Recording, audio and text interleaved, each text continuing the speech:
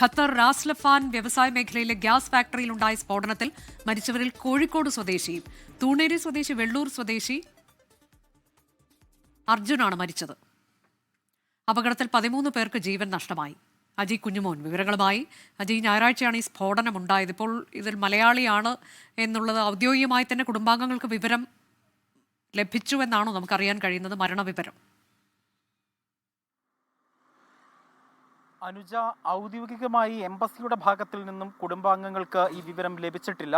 പക്ഷേ ഖത്തറിലുള്ള ഈ അർജുൻ്റെ ബന്ധുക്കൾക്ക് ഈ കമ്പനിയുടെ ഭാഗത്ത് നിന്നും മരണപ്പെട്ടത് അർജുനാണ് എന്നുള്ളൊരു സ്ഥിരീകരണം അവർക്ക് ലഭിച്ചു.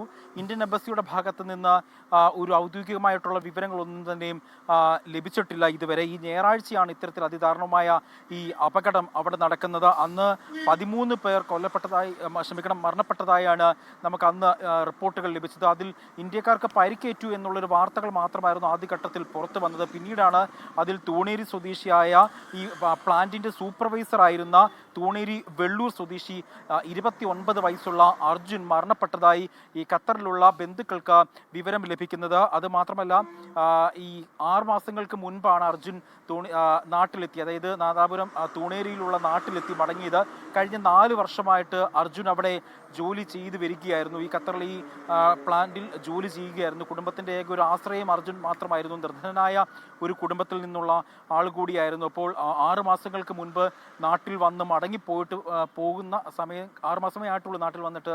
അപ്പോൾ അതിനിടയിലാണ് ഇത്തരത്തിലൊരു ദാരുണമായ അപകടം സംഭവിക്കുന്നത്. അനുജ,